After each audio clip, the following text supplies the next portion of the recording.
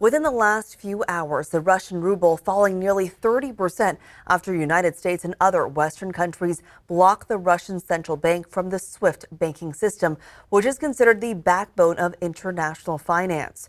U.S. officials are now telling media that Belarus is now expected to send troops into Ukraine to fight alongside Russian forces. Belarus borders Ukraine and allowed Russia to build up their military in the country ahead of this attack. In Ukraine, an all-out effort continues to save the country. Ukrainian officials say at least 352 civilians have died since fighting began. The heaviest fighting is now reported in Ukraine's second largest city, Kharkiv. And in the nation's capital, Kyiv, there are growing concerns.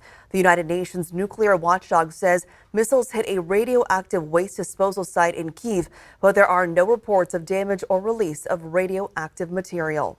It's not only the symbol, it's our native city, and we want to make sure that the world knows that Russia's main target is right now to take the city. Civilians are picking up guns and joining the fight, while also calling for more help. Russian President Vladimir Putin today ordered his military deterrence forces, which includes nuclear arms, to be put on high alert. Talks between Ukraine and Russia are scheduled for tomorrow, but Ukraine's leader is not counting on those talks being successful. In St. Petersburg in Russia, more protesters arrested over the last 24 hours. Russians in cities from Moscow to Siberia have taken to the streets again to protest Russia's invasion of Ukraine. And take a look, anti-war protests and prayers for Ukraine have been happening around our country. These are the scenes from New York City to Idaho Falls, Idaho, Knoxville, Tennessee, and right here in California in San Francisco. And the prayers continue. New at 11, ABC 10's Van 2 reports from the state capitol where hundreds gathered tonight. Well, behind me, you can see the state capitol dome lit up in blue and yellow in support of Ukraine. Earlier tonight, a prayer vigil here calling for peace and for U.S. and international leaders to stop Russian President Vladimir Putin's invasion of Ukraine.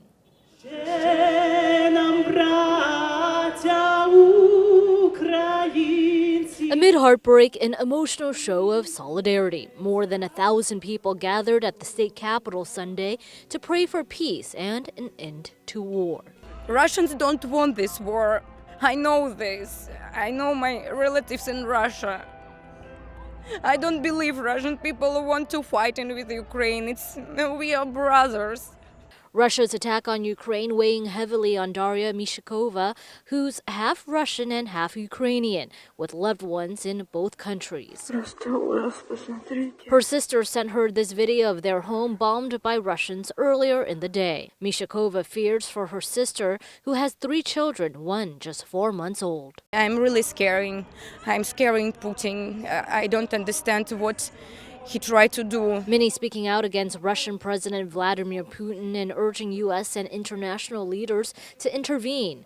Natalia and Andrei Prokopev, recent immigrants from Russia, say the ability to demonstrate and to criticize Putin makes them feel empowered. You can do anything in Russia, and here you feel very free to go outside and say what you think about the government of Russia. The vigil coming as Putin put nuclear forces on high alert. I'm really scared about red button. And before the United Nations meets Monday for a rare emergency session, and when Russian and Ukrainian delegations are scheduled to meet.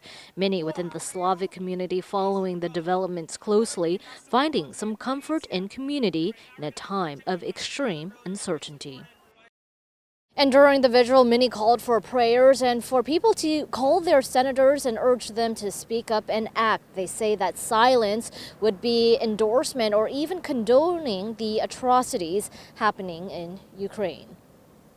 Thanks, Van. In Citrus Heights today, a car rally stretched from Sunrise Mall to I-80 in support of Ukraine.